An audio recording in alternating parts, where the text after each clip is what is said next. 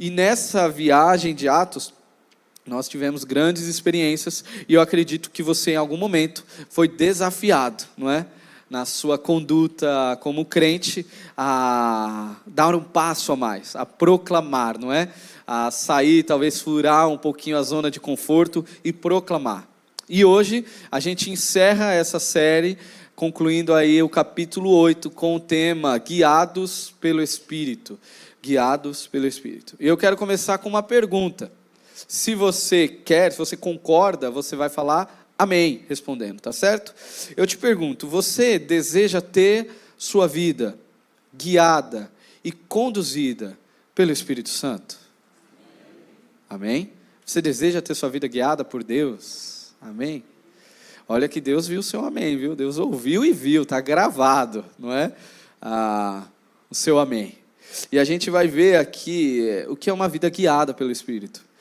E pensando tanto nesse título quanto nesse texto, eu lembrei de uma história de John Eaglen. Talvez você não conheça esse nome John Eaglen, que era um jovem, foi um jovem, na verdade, a história que eu conto aqui é quando ele tinha 20 anos e ele vivia em uma cidadezinha da Inglaterra, Colchester, uma cidadezinha do interior, na verdade, a cidade mais antiga da Inglaterra. E certo domingo de janeiro de 1850, esse jovem acordou e viu a sua cidade tomada de neve, estava tudo branco. E aí ele teve que pensar, e ele titubeou acerca de que se ele iria para a igreja ou não. Muito parecido com a gente, não é? Quando chove. Eu lembrei logo da gente. Se chove muito, o que você pensa logo? Ixi, acho que eu não vou para a igreja não, acho que não vai dar para ir para a igreja não. Não vai ninguém, não é? Acho que não vai ninguém. E ele pensou isso, não vai ninguém hoje, tudo neve tomada. Só que ele reconsiderou isso. Por quê? Porque ele era um diácono, ele servia na igreja. E ele pensou, se eu estou pensando assim e não for, quem que vai? Então ele colocou as botinhas dele e foi, andou 10 quilômetros na neve, até chegar na igreja. Chegando na igreja, ele descobre que não era só ele que pensava assim. Muita gente não foi. Só foram 12 membros da igreja e um adolescente visitante. Inclusive o pastor não foi, não pôde ir. Esse grupo se juntou e ali eles estavam conversando e achavam melhor não ter o culto. Nem o pastor estava lá e ir embora. Mas ele, John Eaglen, não concordou. Ele falou, não, tem que ter o culto. Então, já que você está a favor, então, John Eaglen, você que vai pregar. E um único diácono. O problema, ele nunca tinha feito isso na vida dele. Com 20 anos, ele nunca tinha pregado. Mas ele decide ali assumir a responsabilidade e pregar. E ele usou ali 15 minutos, onde ele divagou um pouquinho, não foi tão objetivo na sua mensagem, não foi aquela boa mensagem bem produzida, mas ele pregou em cima de Isaías 45, 22, onde ele afirmava, olhai para mim e sereis salvos. E ele enfatizou isso no decorrer da mensagem. Olhe para Jesus, olhe fielmente, firmemente para Jesus, olhe para Jesus. E anos depois, alguns anos depois, aquele adolescente visitante, agora adulto, escreveu sobre esse dia. Escreveu sobre a experiência dele nesse dia. E aquele adolescente, agora adulto, disse sobre aquele dia. Eu olhei, e então a nuvem do meu coração se dissipou. As trevas foram embora, e naquele momento pude ver o sol. Eu olhei e contemplei o Filho de Deus na cruz, o túmulo vazio, e eu pude crer. Eu olhei e fui invadido por uma graça tal que me fez estremecer. E então, não pude resistir.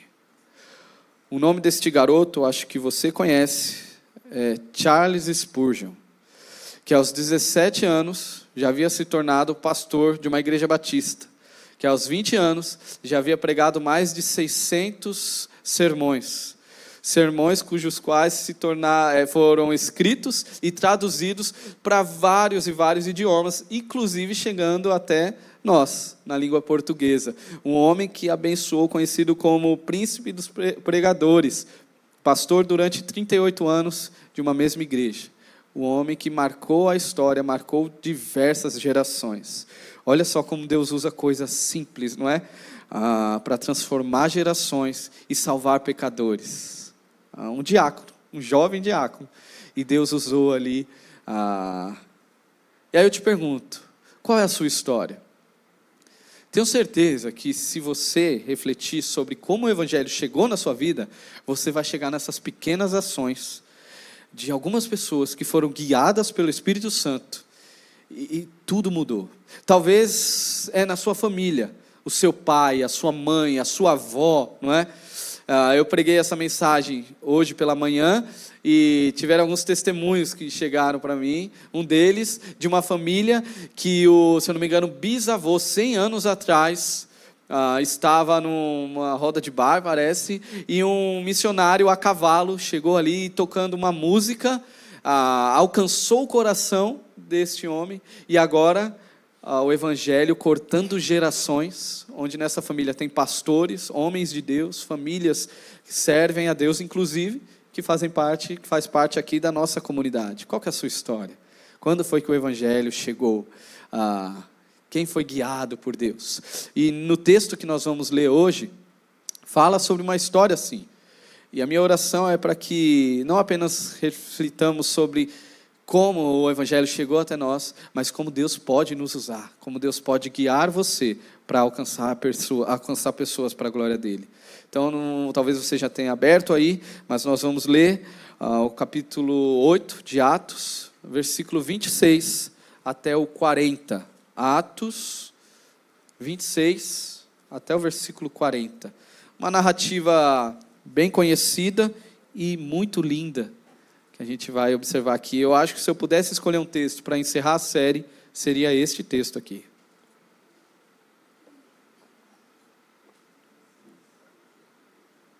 Atos, capítulo 8, verso 26. Vamos ler. Um anjo do Senhor disse a Filipe: vá para o sul, para a estrada deserta que desce de Jerusalém a Gaza. Ele se levantou e partiu. No caminho, encontrou um eunuco etíope, um oficial importante encarregado de todos os tesouros de Candace, rainha dos etíopes. Esse homem viera a Jerusalém para adorar a Deus e, de volta para casa, sentado em sua carruagem, lia o livro do profeta Isaías. E o Espírito disse a Filipe: aproxime-se dessa carruagem e acompanha. Então, Filipe correu para a carruagem, ouviu o homem lendo o profeta Isaías e lhe perguntou: o senhor entende o que está lendo? Ele respondeu: como eu posso entender, se alguém não me explicar? Assim, convidou Filipe para subir e sentar-se ao seu lado. O eunuco estava lendo esta passagem da Escritura. Ele foi levado como ovelha para o matadouro, e como cordeiro mudo diante do tosqueador, ele não abriu a sua boca. Em sua humilhação foi privado de justiça. Quem pode falar dos seus descendentes, pois a sua vida foi tirada da terra? O eunuco perguntou a Filipe: diga-me, por favor, de quem o profeta está falando? De si próprio ou de outro? Então Filipe, começando com aquela passagem da Escritura, anunciou-lhe as boas novas de Jesus. Prosseguindo pela estrada, chegaram a um lugar onde havia água. O eunuco disse: olha aqui há água. Quem me impede de ser batizado? Disse Filipe: você pode, se crê de todo o coração. O eunuco respondeu: creio que Jesus Cristo é o Filho de Deus. Assim, deu ordem para parar a carruagem. Então Filipe e o eunuco desceram à água, e Filipe o batizou. Quando saíram da água, o Espírito do Senhor arrebatou Filipe repentinamente. O eunuco não o viu mais, e cheio de alegria seguiu o seu caminho. Filipe, porém, apareceu em Azoto e, indo para Cesareia, pregava o evangelho em todas as cidades pelas quais passava. Senhor, obrigado pela riqueza dessa narrativa, e que o Senhor use a Tua palavra para queimar em nossos corações o desejo de proclamarmos e de sermos guiados pelo Teu Santo Espírito. Em nome de Jesus. Amém. Para aqueles que estão acompanhando a série desde o início, vale aqui a lembrança, e para aqueles que não acompanharam, é importante saber que tudo se inicia, o livro de Atos se inicia com uma ordem e uma promessa. A promessa era que os discípulos e a ordem deveriam esperar em Jerusalém, porque eles receberiam um poder do Espírito. Chegaria até eles. Eles esperaram e de fato receberam este poder. E assim começou-se, na verdade continuou os atos de Jesus, proclamando e pregando o reino dele nesta terra, através dos seus discípulos. O evangelho começou a ser espalhado. E Filipe, como a gente viu domingo passado, ele foi para Samaria. Ele foi pregar o evangelho em um lugar que se você conhece um pouco de Bíblia, você já sabe que Samaria é um lugar conhecido pela sua rejeição. Toda vez que a gente lê sobre Samaria, a gente vai se deparar com a ideia de rejeitados. E o evangelho chega até ali, até aquele povo rejeitado, e há um Pentecoste samaritano. Há um mover do Espírito, onde vidas são entregues a Jesus naquele lugar. E aí então chega o nosso texto.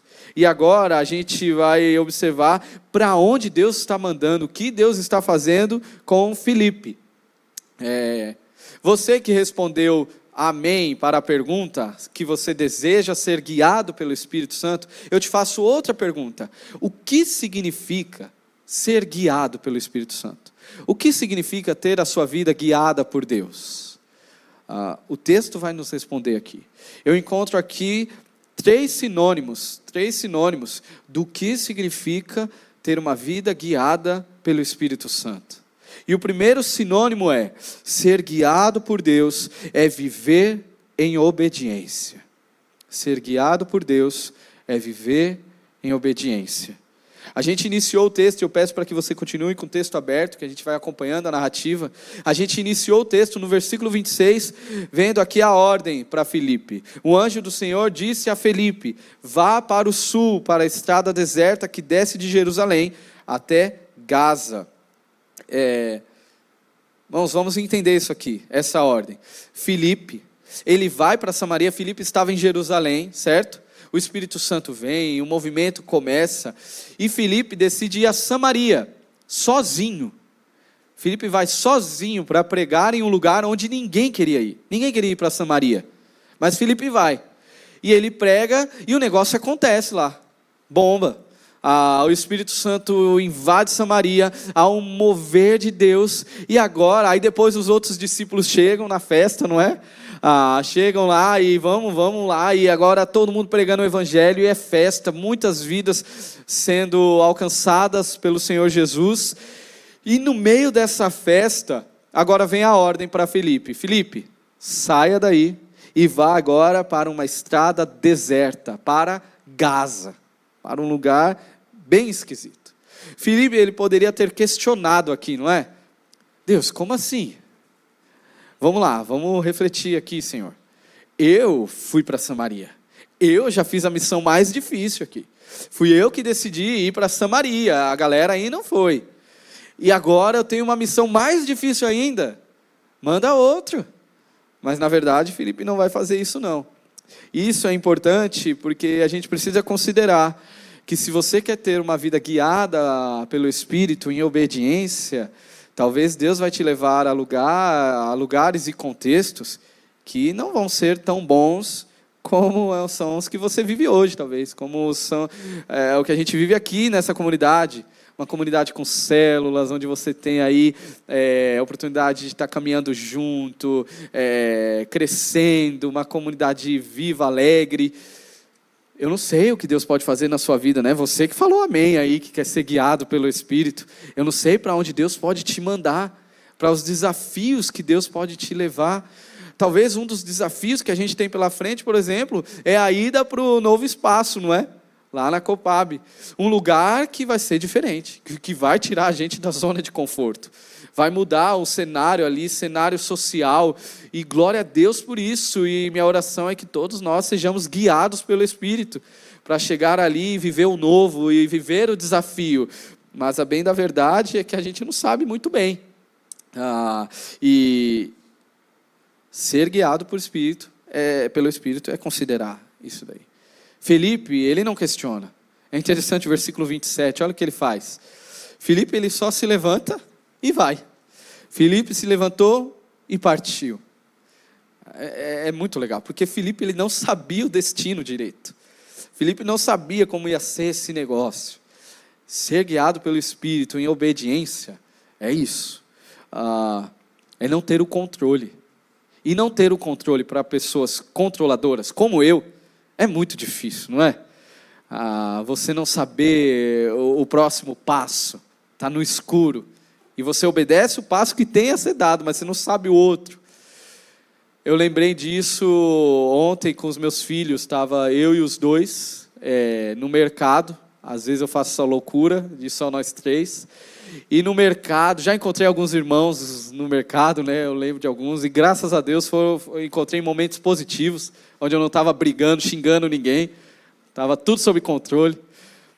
Mas nessas idas ao mercado, sempre aconteceu ontem, os meninos empolgados, eles vão e tomam a frente, e eu sempre falo, fica aqui do meu lado, tomam a frente, aí eu vou virar o carrinho, aí eu bato em um, bato no outro.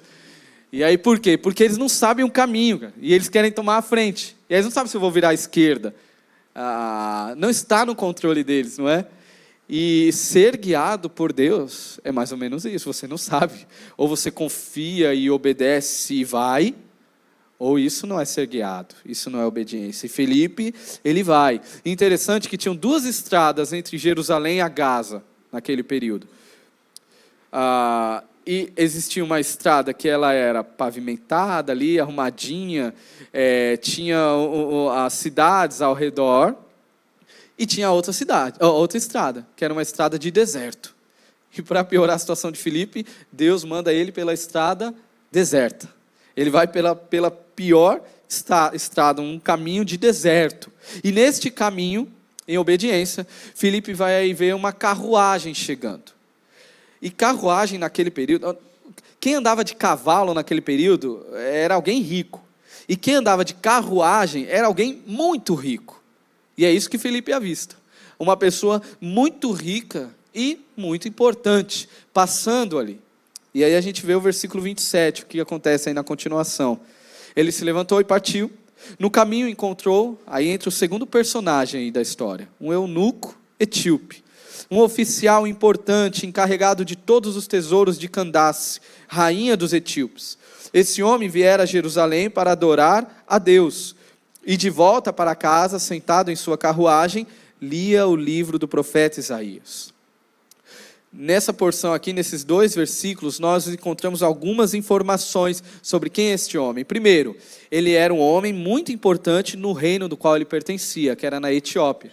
Ele era praticamente o ministro da fazenda ali. Ele cuidava de todas as finanças desse reino antigo e poderoso, que era a África Oriental. Era um homem muito importante.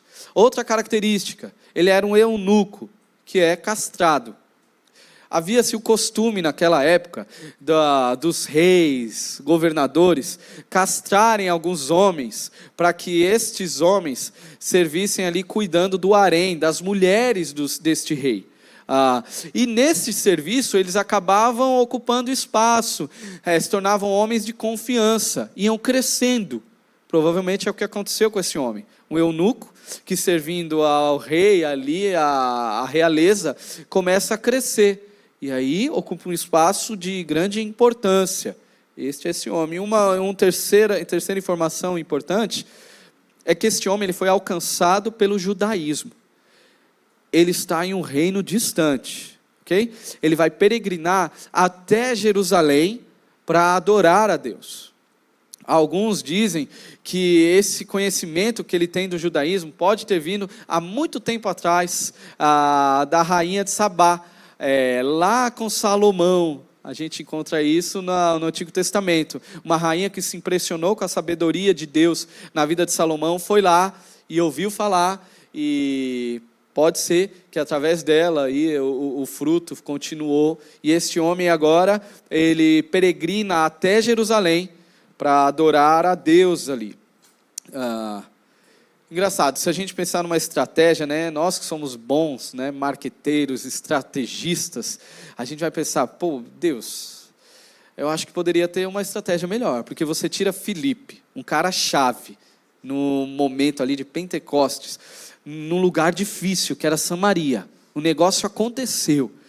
E agora era a hora do negócio potencializar absurdamente. O Senhor tira ele para encontrar um cara, apenas um cara. Não seria as melhores das estratégias, não é? Mas Filipe não está preocupado com isso. E o nível de exigência, de obediência de Filipe aumenta aqui. Olhe comigo o versículo 28. De volta para casa, sentado em sua carruagem, o eunuco, ele lia o livro do profeta Isaías. E o Espírito disse a Filipe: aproxime-se dessa carruagem e acompanhe.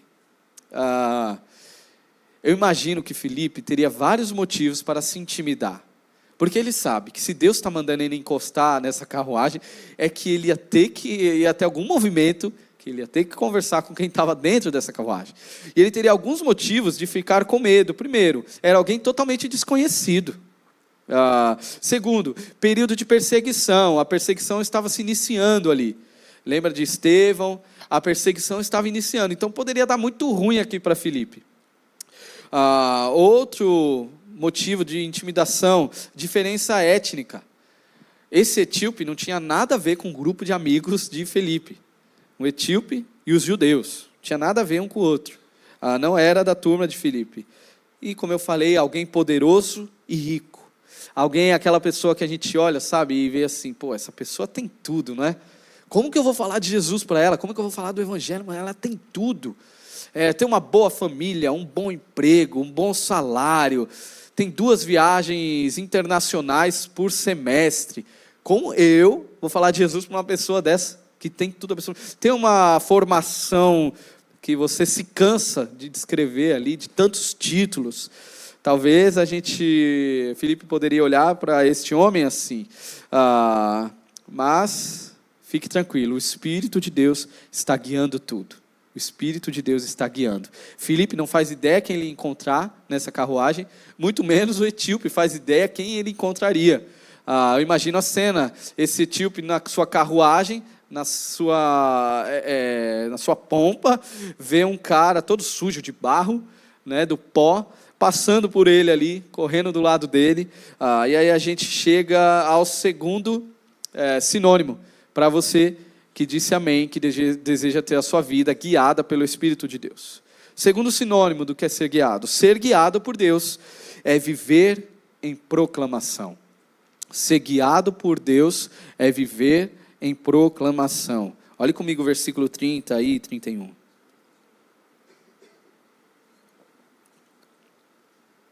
Então Filipe correu para a carruagem, ouviu o homem lendo o profeta Isaías e lhe perguntou: o senhor entende o que está lendo? Ele respondeu: como posso entender, se alguém não me explicar?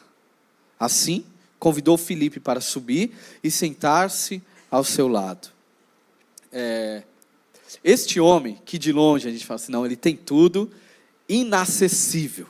Eu vou pregar o evangelho num lugar pobre. Não para esse. A gente fala assim, não, o rico é muito mais difícil, não é? Esta pessoa que a gente acha que tem tudo, quando a gente se aproxima dela, a gente descobre as suas necessidades. A gente descobre que se ele não tem a Cristo, ele é um pobre miserável, desesperado, que está passando essa vida indo para um lugar muito triste, que se chama inferno, totalmente distante daquilo que ele poderia viver de fato. Filipe se aproxima, ele vai descobrir, sabe o quê? Que este homem, esse etíope, ele procurava alguma resposta para a sua vida. Este homem, ele estava à procura de Deus. E lembre-se, ele era um eunuco. E na lei de Deus, no Antigo Testamento, um eunuco era alguém impossibilitado de pertencer ou de frequentar alguns ritos ali. Por exemplo, ele não poderia entrar no templo. Imagine aí a frustração desse homem. Ele sai da Etiópia, vai até Jerusalém para chegar lá e descobrir que ele não poderia participar. Imagina os fariseus, a turma difícil. O que os fariseus falam para este cara? Ele não poderia entrar no templo, ele não poderia participar de alguns ritos judaicos. E este homem foi para conhecer a Deus. Provavelmente esse cara volta frustrado. Ele volta frustrado no caminho. Talvez ele pense, Deus não me vê. Deus não está preocupado com a minha história.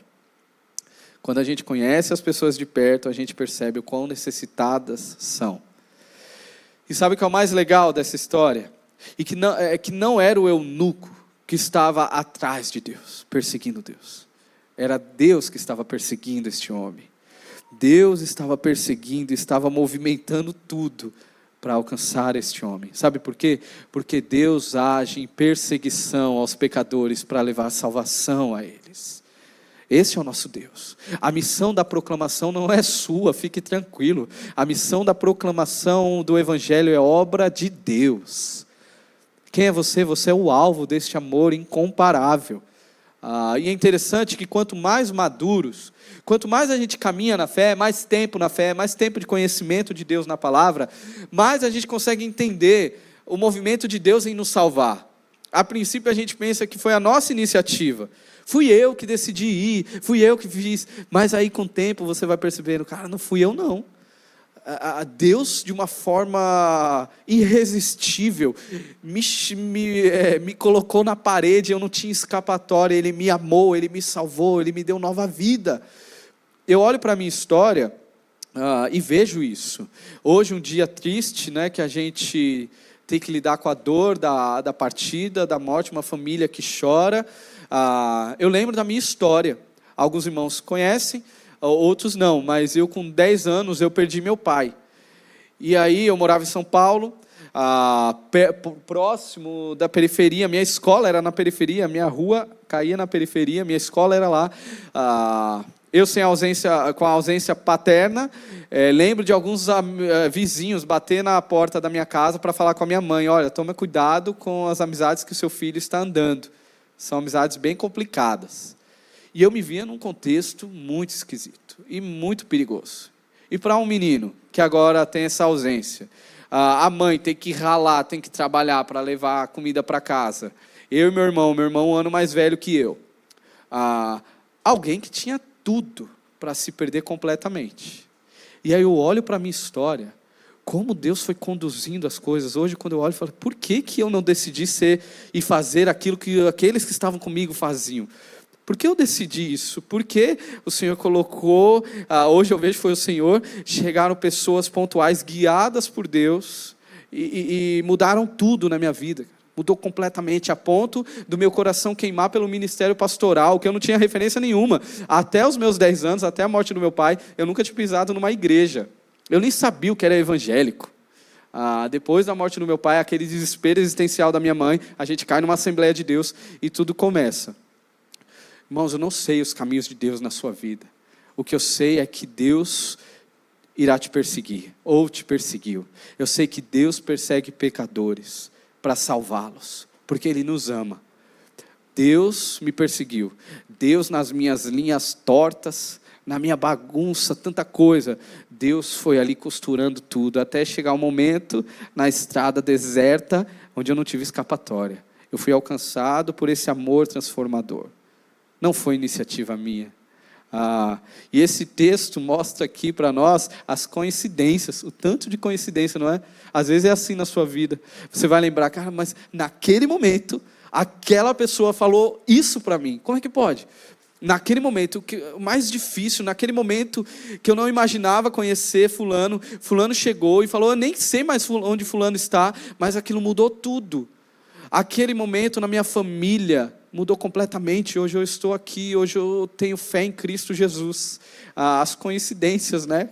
Que você sabe que não são coincidências. Esse texto aqui está cheio de coincidências. Olha aí o versículo 32. Uma das coincidências, dentre tantas. O eunuco, ele estava lendo esta passagem da Escritura. Olha qual passagem que ele estava lendo, que coincidência. Ele foi levado como ovelha para o matadouro, e como cordeiro mudo diante do tosqueador, ele não abriu a sua boca. Em sua humilhação foi privado de justiça. Quem pode falar dos seus descendentes, pois a sua vida foi tirada da terra? Olha que coincidência, irmãos. Esse eunuco, ele poderia estar lendo qualquer outra parte do rolo de Isaías que ele carregava. Ele poderia estar lendo Isaías 51, Isaías 50, Isaías 52. Mas no momento em que Filipe pega uma estrada que ele não conhecia, uma estrada deserta, no momento passa a carruagem, Filipe corre para alcançar a carruagem, talvez ofegante, ele escuta o eunuco lendo em voz alta, qual texto? O texto, um dos textos mais claros que falam da pessoa de Cristo Jesus. A gente até canta esse texto de tão lindo que ele é, não é? No momento exato, irmãos, Deus estava perseguindo esse homem. Deus já tinha um encontro com esse homem na agenda dele, antes da eternidade já estava marcado na agenda de Deus, que Deus iria alcançar este homem. Qual era a tarefa de Filipe? Era simples. A tarefa de Filipe era simplesmente explicar a palavra de Deus para ele. Era só explicar o que este homem estava lendo. E aí Filipe o faz. Ele começa a apresentar Cristo, apresentar Jesus a partir de Isaías 53. O que é proclamar se não isso? Proclamar é isso. Falar, é abrir o texto e explicar o texto, falar do evangelho para as pessoas. Na verdade, isso é o melhor que nós podemos fazer para alguém. Isso é o melhor que você pode fazer na sua vida, meu irmão. Abrir o texto e explicar o texto para alguém. Como hoje é o dia dos pais, vai um lembrete para nós, papais, não é? E para os futuros pais. Essa é a sua maior missão. Abrir o texto e explicar o texto na vida do seu filho.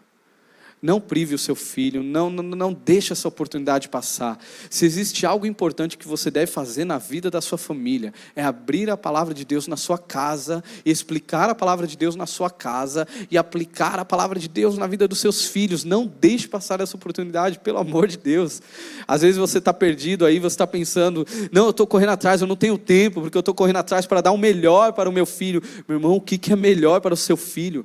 Essa é uma mentalidade mundana, satânica, onde a gente acha que o melhor para os nossos filhos é os recursos que a gente tem a dar. Não, o melhor para o seu filho é que você abra a Bíblia, explique a Bíblia e pregue o Evangelho na sua casa.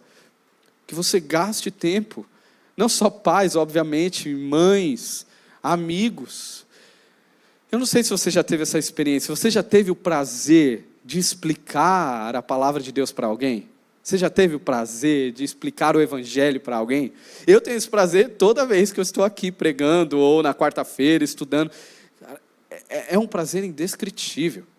Na verdade, a minha vida foi mudada por conta disso também. Alguns momentos pontuais. Em 2016, após o meu casamento, eu lembro, eu e Nayara, a gente ir numa conferência em Apodi, de 2 homens que estariam lá pregando. Helder Cardim e Jonas Madureira, eu não conhecia eles.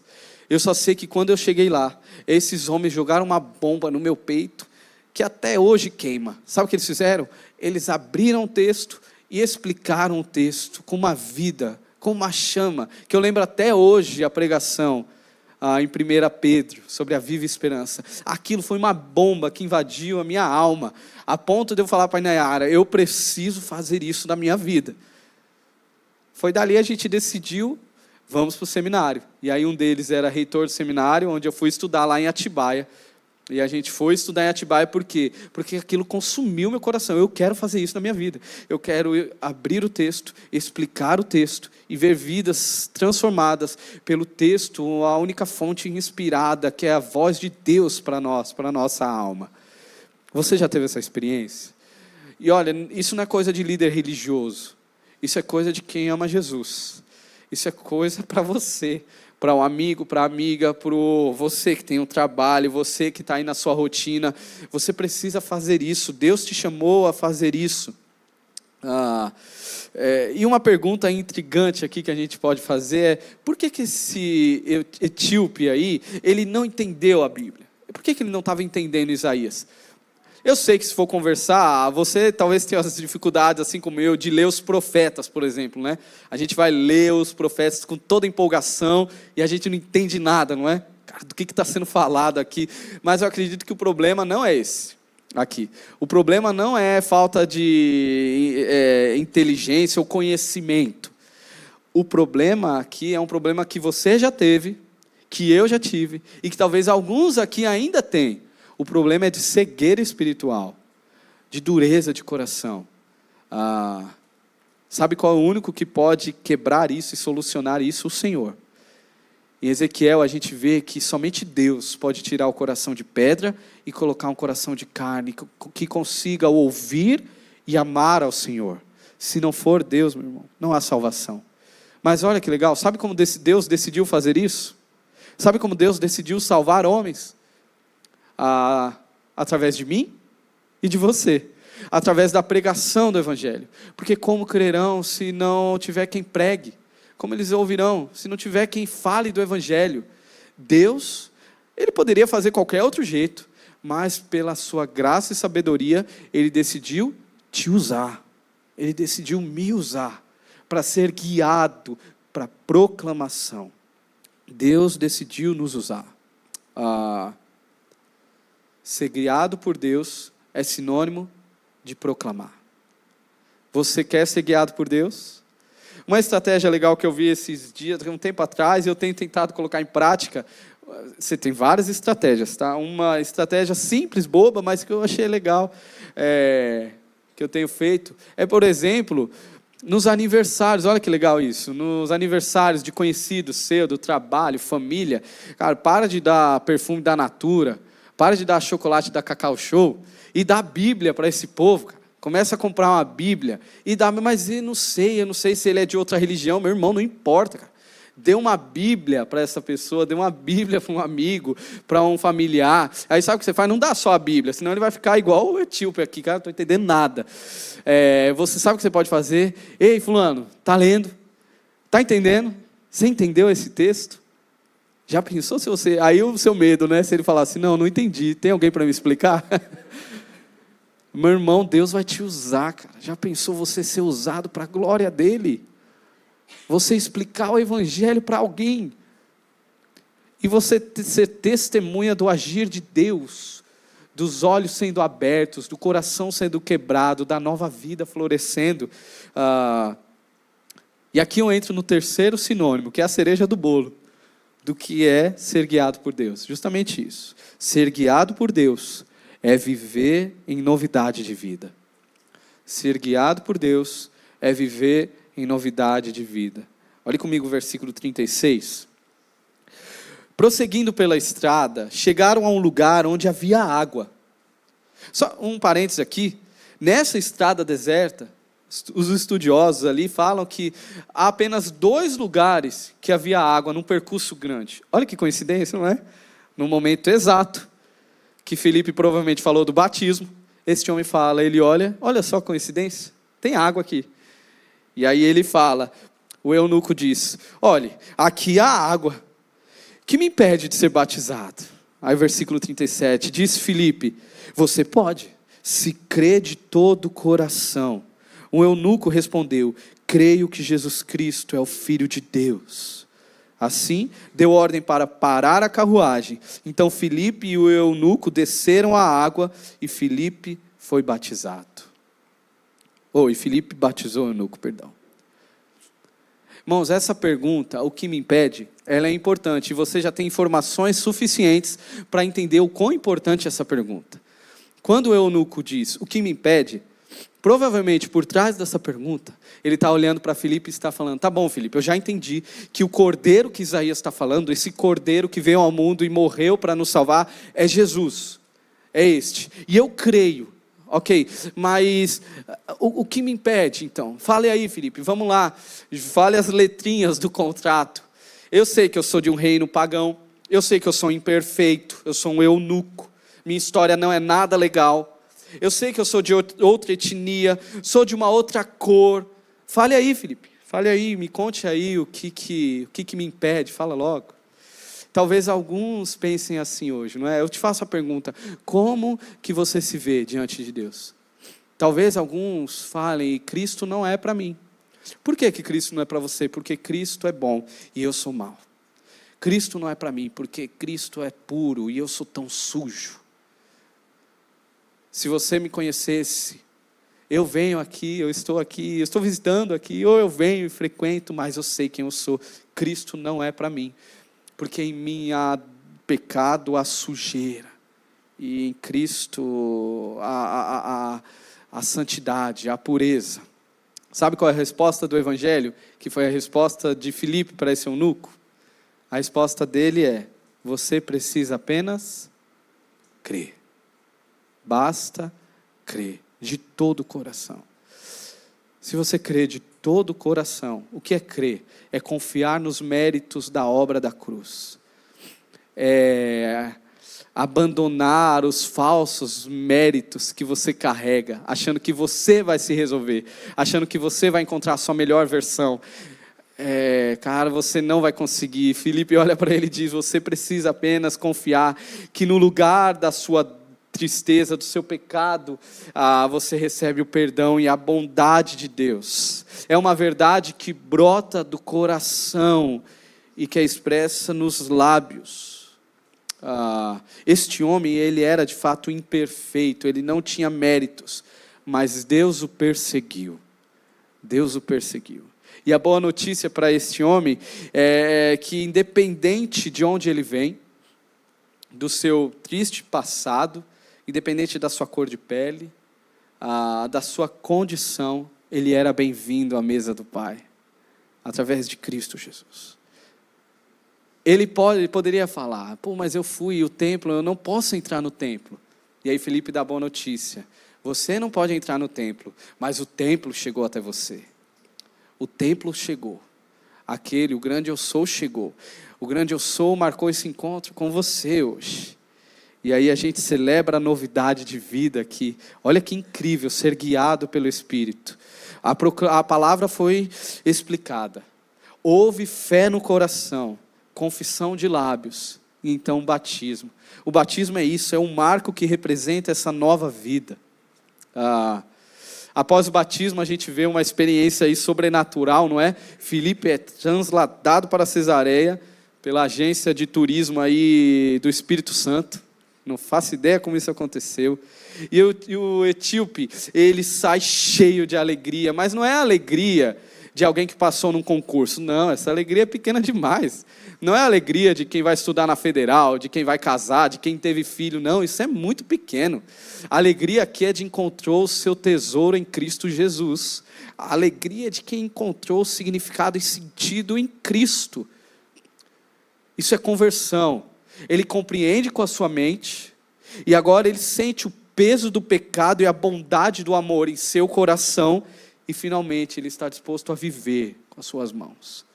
Mente, coração e mãos. Tudo agora está marcado pela bondade. No lugar da sua miséria, da sua escassez de recursos que ele carregava, agora ele recebe a riqueza da bondade e da graça soberana de Deus, que olha para ele a despeito dele e o ama. E agora, esse etíope, terminando aqui essa linda história, ele é guiado pelo Espírito para retornar ao seu reino. Há um detalhe que nós vemos aqui do início desta mensagem.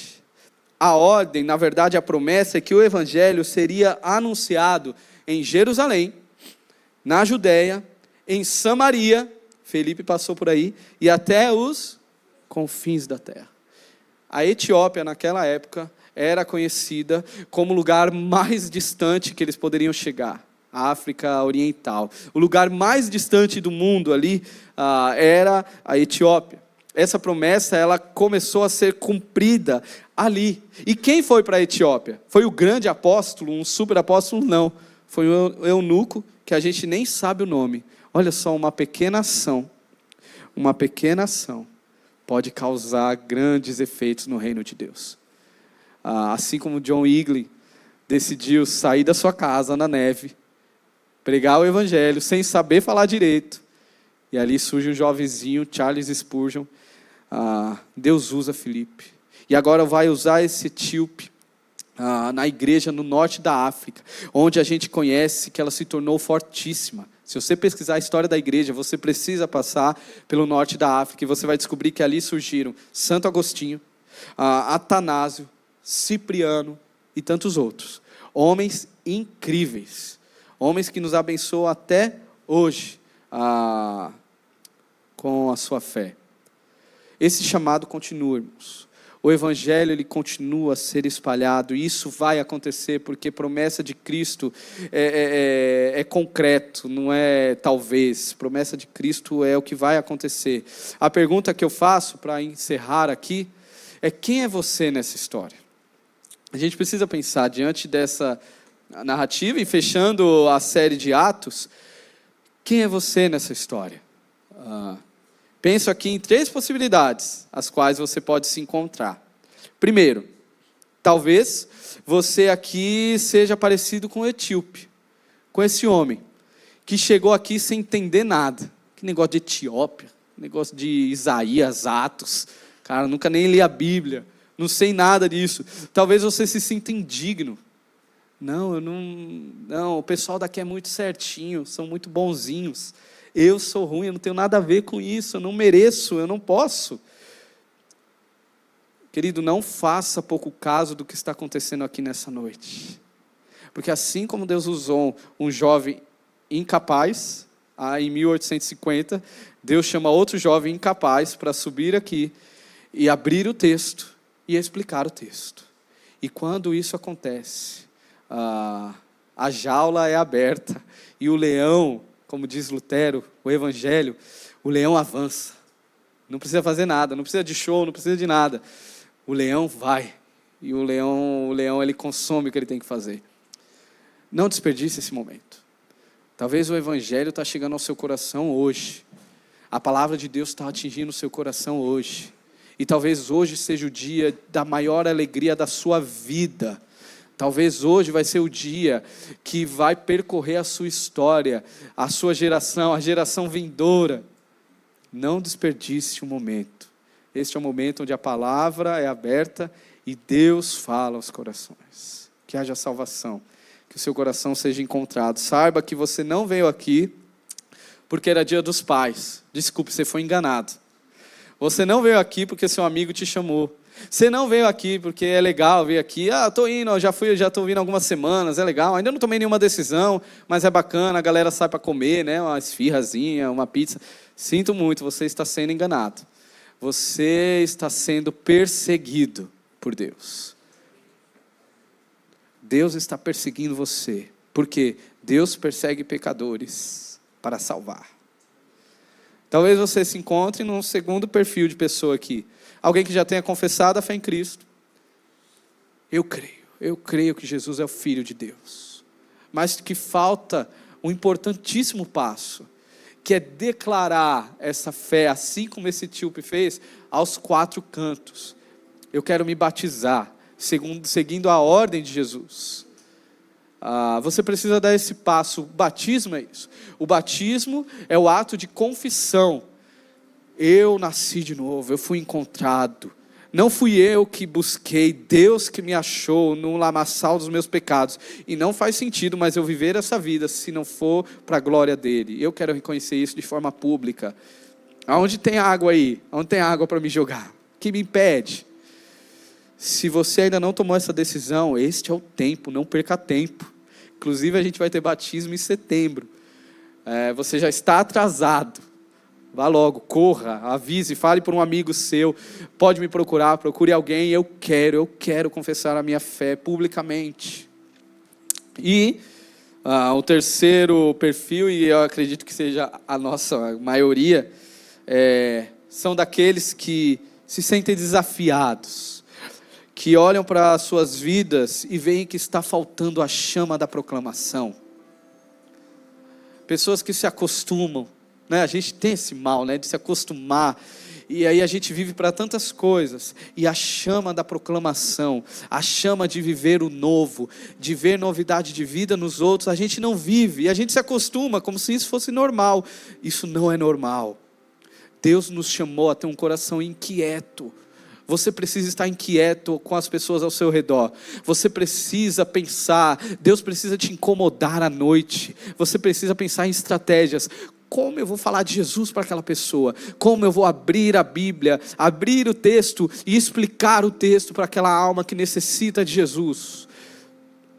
Se você tem vergonha, a gente já falou sobre isso, você precisa orar: Senhor, tira essa vergonha, me dê coragem. Se tem algo que Deus quer fazer na sua vida, é guiá-la. E ser guiado pelo Espírito é proclamar. Você precisa tomar essa decisão. Você não pode viver numa inércia. A fé cristã não te chama a sentar num banco dominicalmente, sair daqui e falar assim: pastor, que mensagem linda, show de bola, qual que é a próxima da semana que vem para ver se eu venho? Não. Seu papel não é passivo assim, seu papel é: Senhor, o que eu preciso fazer? Senhor, eu preciso mudar. Líder, eu preciso mudar. Amigo, me ajuda, meu irmão, me ajuda, eu preciso mudar. Eu estou numa inércia, ore por mim. Eu vou tomar uma decisão, meu vizinho vai ser perturbado agora. Meu amigo do trabalho vai ganhar uma Bíblia essa semana. Eu vou fazer alguma coisa. Eu não me satisfaço, eu quero ver Deus agindo. Eu quero ser canal de Deus. E não se engane. Nas pequenas ações, gerações podem ser transformadas. Vidas podem ser salvas. E Deus quer te usar para a glória dele, amém? Domingo que vem a gente tem o musical de proclamação. Esteja conosco. A série termina, mas o chamado continua, tá? O chamado continua até que ele consuma a sua vida. Consuma a sua mente, seu coração e as suas mãos. Vamos orar? Senhor, obrigado pela riqueza, pela profundidade da Tua palavra. Obrigado porque a gente está diante do único lugar que a gente encontra a palavra de vida. A gente está diante da única fonte que fala e queima os nossos corações. A única fonte que de fato transforma vidas, que é o Evangelho. Obrigado, Senhor, porque um dia o Senhor marcou um encontro conosco. O Senhor nos perseguiu, o Senhor nos deu nova vida. E eu oro, Deus, para que o Senhor queime nossos corações mais uma vez.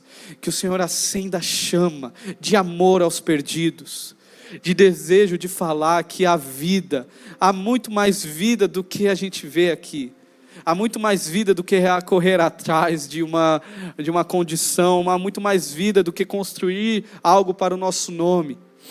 Há uma vida eterna, de eterna alegria.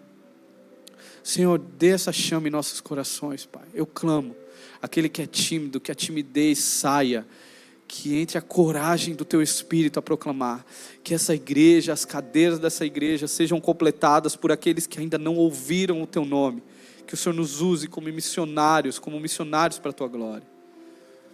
E eu oro, Deus, para aqueles que talvez estão aqui e que hoje